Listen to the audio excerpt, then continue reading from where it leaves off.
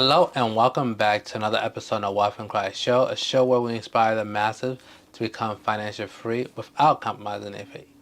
I'm your host, Dami. Today I want to share with you 5 things that will derail you from achieving any type of progress or achieving any type of your goals financially and in all aspects of your life.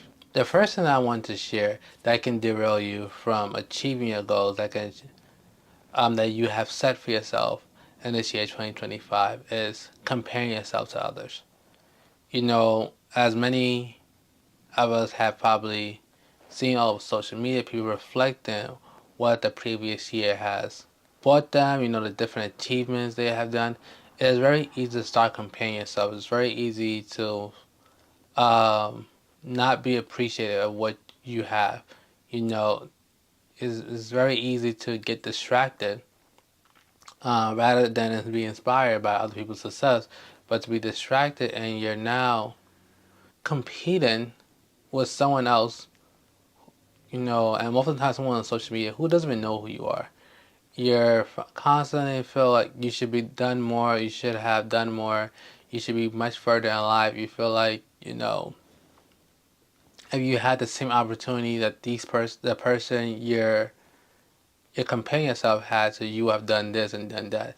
And all that comparison does is stunt your growth. It doesn't do anything for you. It doesn't bring you closer to achieving your goal. All it does is stunt your growth.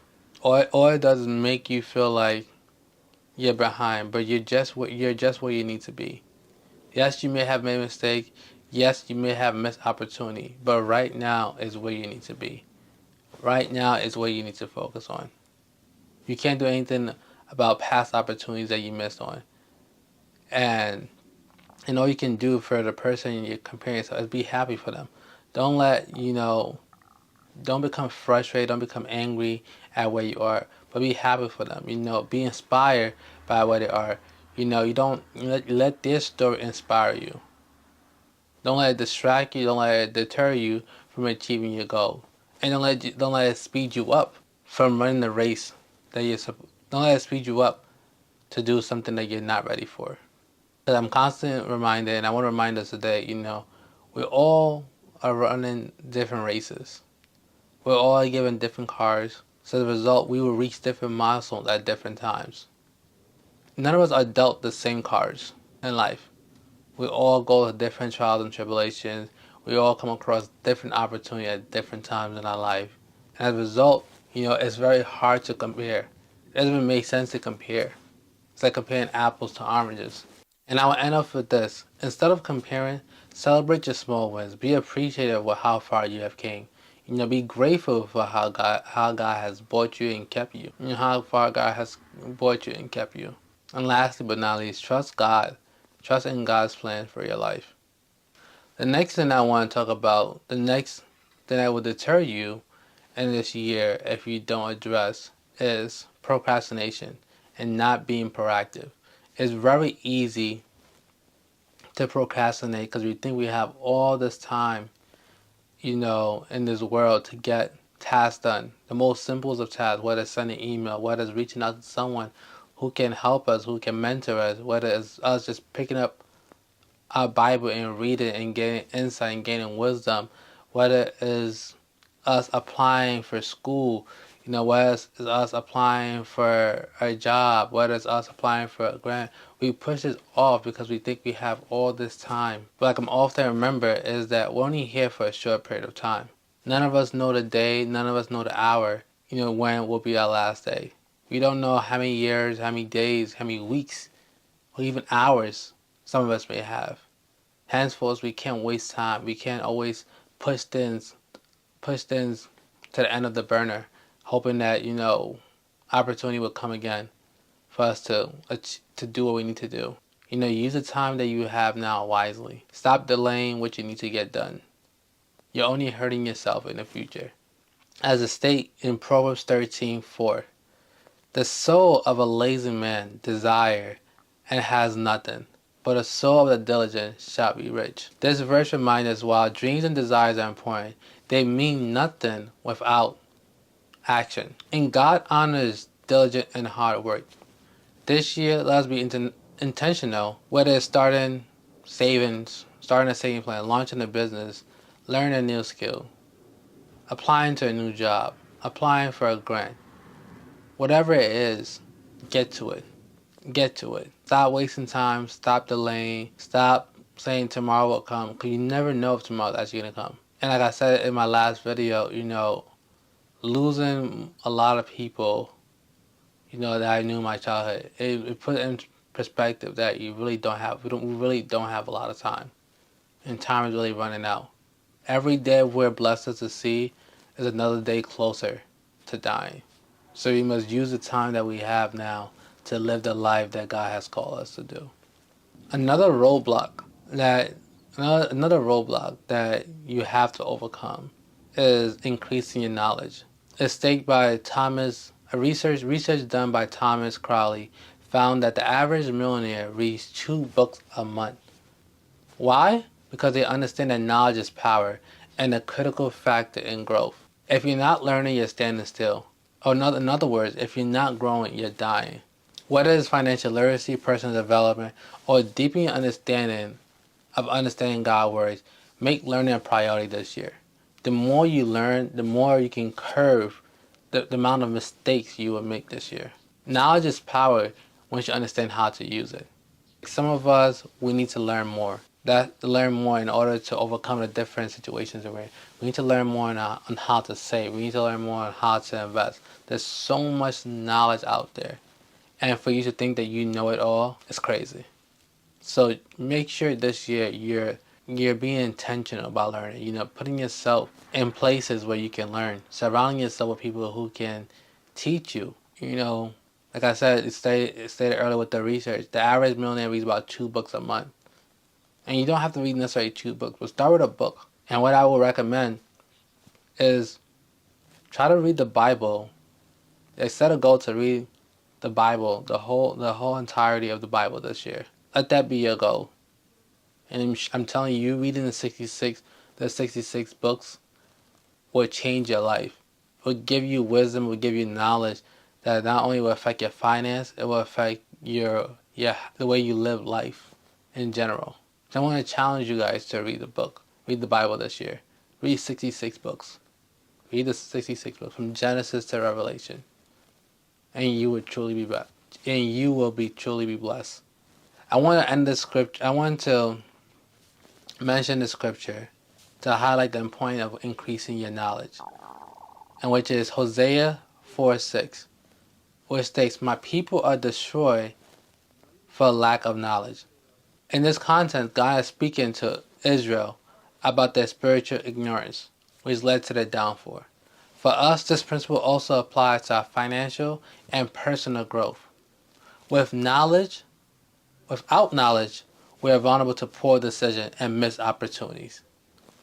Invest in books, podcasts, courses, and resources that help you grow both spiritually and practically. Which leads me on to my next thing, which is having a budget or having a financial plan. It's hard to measure where you're going or how far you have come if you don't necessarily have a plan. You don't have something to measure. And with a budget, you're able to steward your research. You're able to see how well or how you need to improve in stewarding your resource. You're able to see what's going in and what's going out.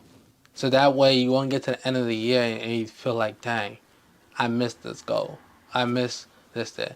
But now is a great opportunity to create a financial plan if you haven't. Figure out how you can save 1,000, 10,000, 15,000. Invest 10,000, 15,000, 20,000, or wherever level you at.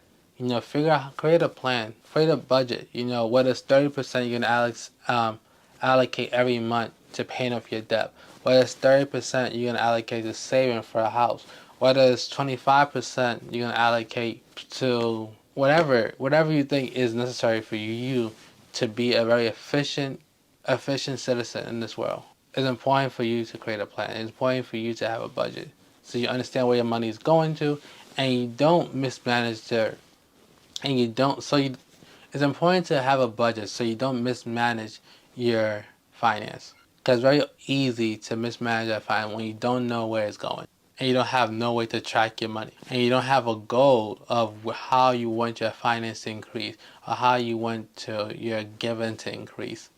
Which reminds me of the scripture which states, and which reminds me of the scripture in Luke 14:28. For which of you desire to build a building does not first sit down and count the cost, whether he has enough to complete it. So if you're thinking of buying a house, but you don't have a plan, or you don't have a budget on how you're going to save for the down payment, are you really going to buy a house this year?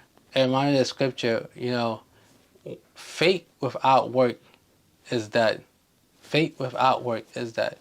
As you have faith that you're going to buy a house this year, you also have to put the work behind it. And the work will you be saving. If you have faith that you become debt free, but you don't have no plan, or are not allocating a certain portion of your money towards paying a certain amount of debt, how is that going to be possible?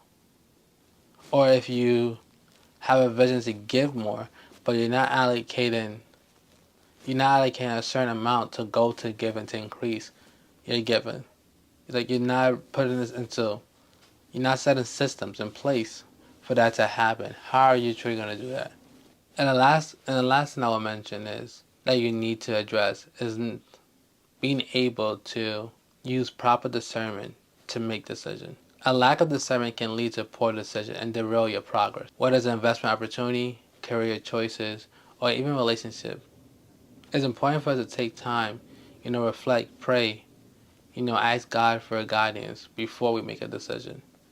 Ask God for wisdom before we make a decision. I believe, and I still believe that you're one step, one relationship, one encounter, one investment, one job interview, one grant, changing your life and the people around you's life for the better. It's important to have discernment so you know which path to take, which route to take. For many of us, a lot of opportunities will be presented for us this year, will come our way. But we have to understand not every opportunity is what God is calling us to take. Not every promotion that we get is coming from God. Some promotions can be distractions. Some promotions can just be to hold you back, to hold you captive. So it's important for you to use discernment to analyze, to weigh out, the path that you should go. Don't feel rushed to make decisions. Take your time and use wisdom to make decisions. And I would say seek godly counsel if you can, to make sure the path, the opportunity that you're taking up aligns with God's will for your life. Because the worst thing you can do is take an opportunity that was never meant for you, that God did not align for you to take. At the end of the day, when you make that mistake, you're the only person you can blame for your lack of discernment. So it's important. I will encourage you guys to definitely pray. Ask God to bless you with the wisdom, with the knowledge, and just give you the spirit of discernment in order for you to make the right decision. And to summarize everything we have said here, these are 5 things that you need to truly work on. You need to battle on a daily basis, so you can have a very fruitful year. So this year is like every other year, which is avoid comparing yourself to others. Avoid procrastination. Increase your knowledge. Have a financial plan. Ask God for discernment to make decisions. I want to leave us with the scripture, which is Proverbs 3:5-6, which states, Trust in the Lord with all your heart, and lean not on your understanding. In all your ways acknowledge him, and he shall direct your path. So this 100% relates to the last point of having discernment. But I feel like it applies to everything we have spoke about today. And this truly trust in God. Align yourself with him so he can direct your path.